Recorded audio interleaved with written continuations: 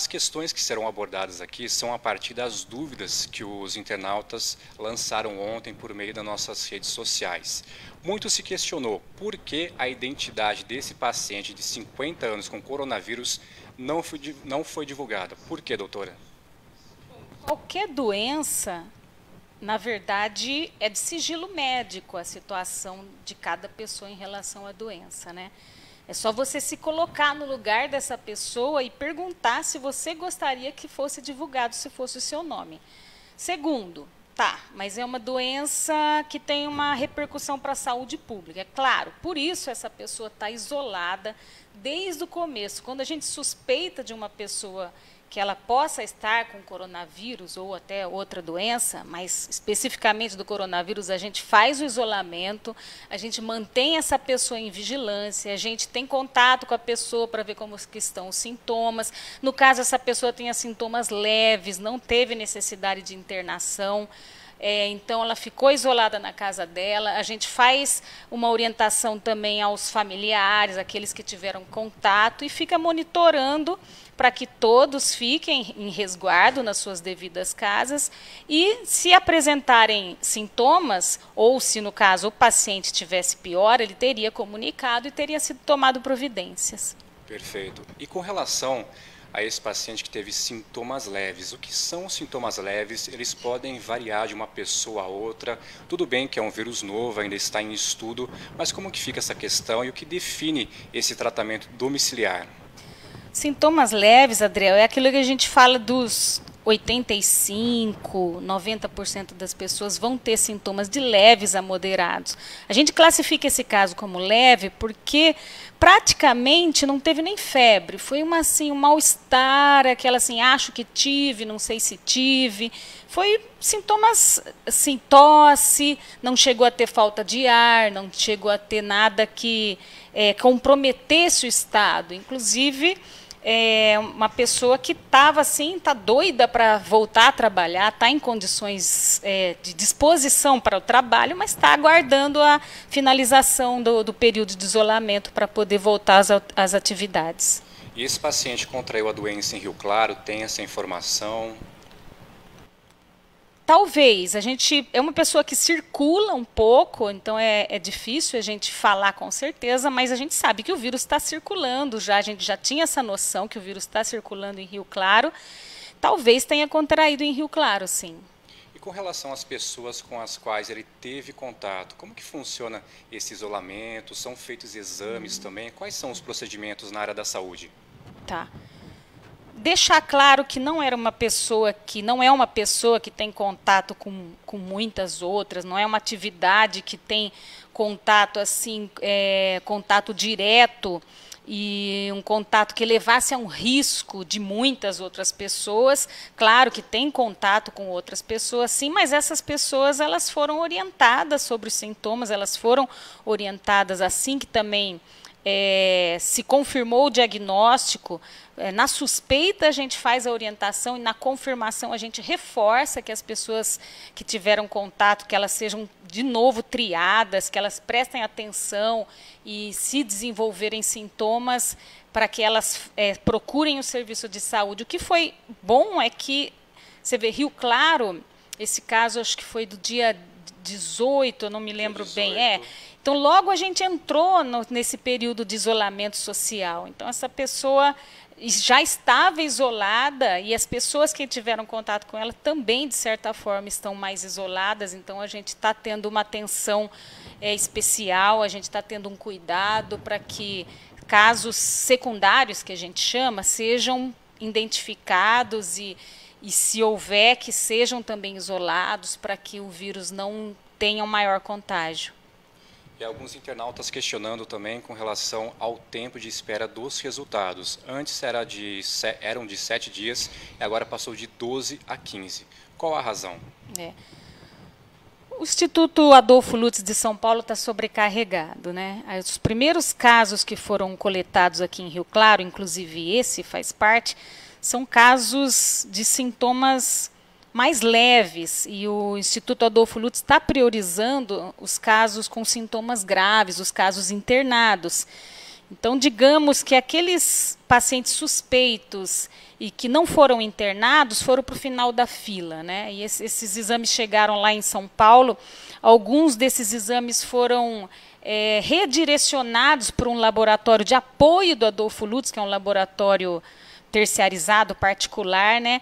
E o que aconteceu que então tem uns que estão ficando mais prontos, mais rápidos do que o Adolfo Lutz. Esses que foram para laboratório de apoio, às vezes estão mais rápidos do que o Adolfo Lutz, que está com uma demanda muito grande mesmo de exames. Então, essa demora, essa semana, tanto o secretário da Saúde como o prefeito, eu também, a gente chegou a conversar com o Adolfo Lutz em São Paulo, com os contatos, né, para que fosse agilizado esses exames, porque a gente fica naquela angústia, né, querendo saber se o município tem mais casos ou não, né? De certa forma, as ações foram tomadas, mas é importante a gente saber. Por exemplo, eu achei interessante saber que o vírus, comprovar que o vírus está circulando, porque até então a gente falava está, mas quando tem um caso, isso referenda, valida mais as atitudes, as medidas que foram tomadas.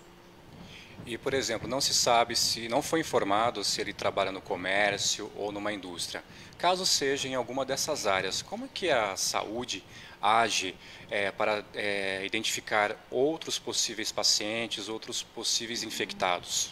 Toda vez que a gente tem um caso suspeito, a gente avisa o paciente e a gente solicita que ele nos informe quais os contatos e que avise. Isso é pronto, né? Normalmente existem a lista dos pacientes suspeitos, até assim um pouco exagerada, quando eles nos informam quais são os contactantes. A preocupação é tão grande que, às vezes, existe uma informação de uma pessoa que praticamente teve contato, às vezes, de minutos, mas isso nos é informado. E aí a gente tem um monitoramento, por enquanto está sendo feito por serviço telefônico, né, que é o melhor, e assim, se o paciente tem uns sintomas, ele é orientado a procurar, se a pessoa que está sendo observada tem os sintomas, ela é orientada a procurar uma unidade para atendimento. Para quem está chegando agora, estou conversando com a doutora Suzy Bebert, que é da Fundação Municipal de Saúde, que está tirando dúvidas sobre o caso confirmado de coronavírus ontem aqui em Rio Claro. Doutora, nós entramos no outono, de manhã está frio, à noite também, e durante o dia há a elevação da temperatura, e com isso acaba afetando a nossa imunidade. Resfriados, gripes e alguns sintomas se assemelham ao do coronavírus.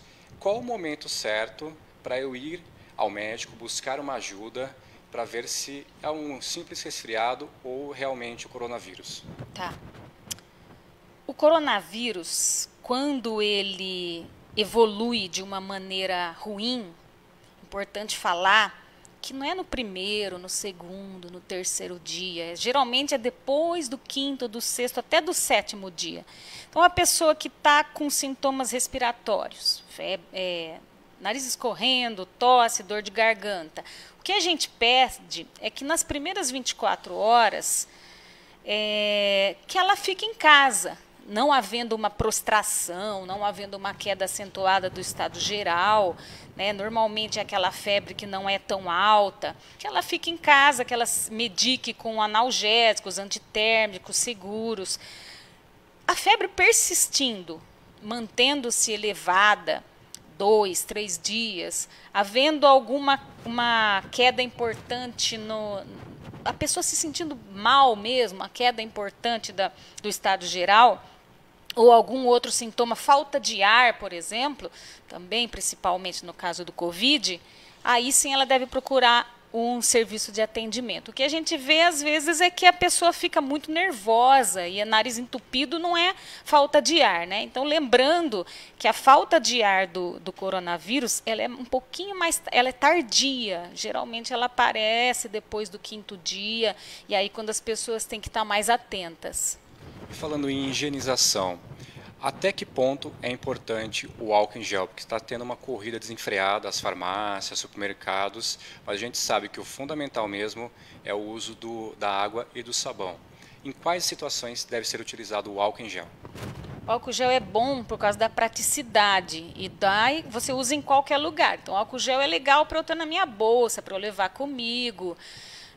Se eu estou num lugar onde eu teria que me deslocar muito para ter o alcance de água e sabão, então eu usaria o álcool gel. Mas no dia, dentro da casa da gente, não é necessário ficar usando álcool gel. Eu posso ir lavar as mãos, lavar com água e sabão e reservar o álcool gel para situações de você estar na rua, todas as outras que não tem disponível tão fácil água e sabão.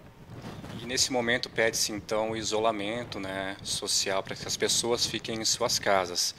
Estando em casa, obviamente as pessoas vão mexer no controle da televisão, vão mexer com o cachorro, fazer várias atividades. Qual a frequência com que elas devem, dentro de casa, mesmo assim, se higienizarem?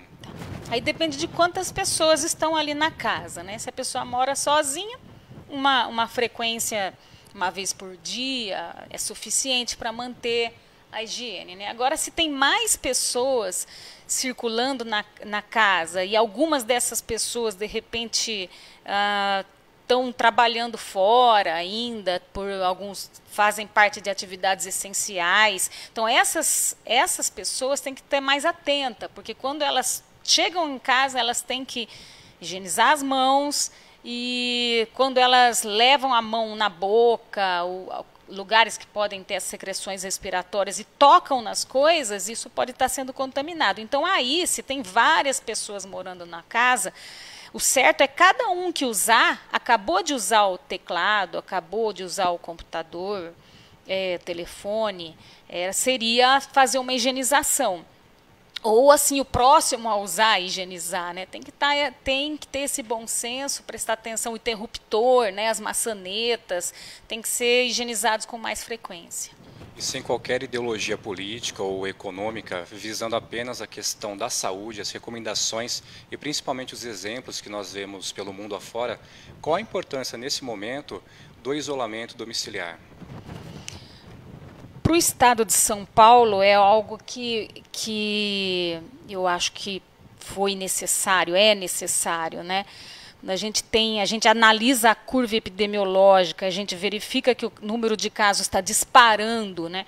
A Grande São Paulo já com muitas internações, Rio Claro parece que a gente fez na hora certa mesmo, né? Temos alguns pacientes mais graves chegando nas unidades hospitalares.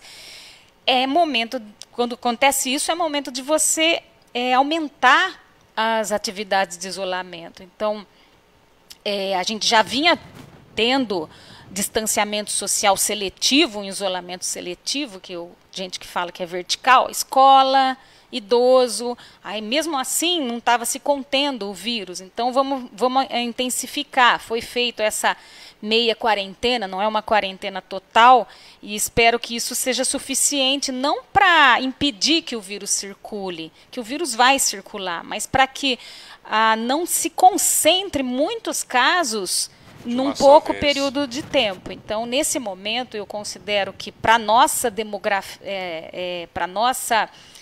população, para a nossa situação no estado de São Paulo, realmente foi importante um isolamento um pouquinho mais intenso.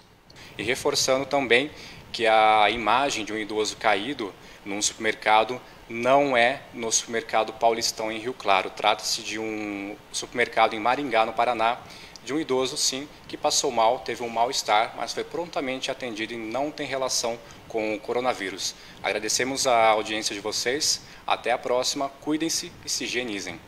Jornal está em tudo, porque a informação está em todo lugar. Jornal está em tudo.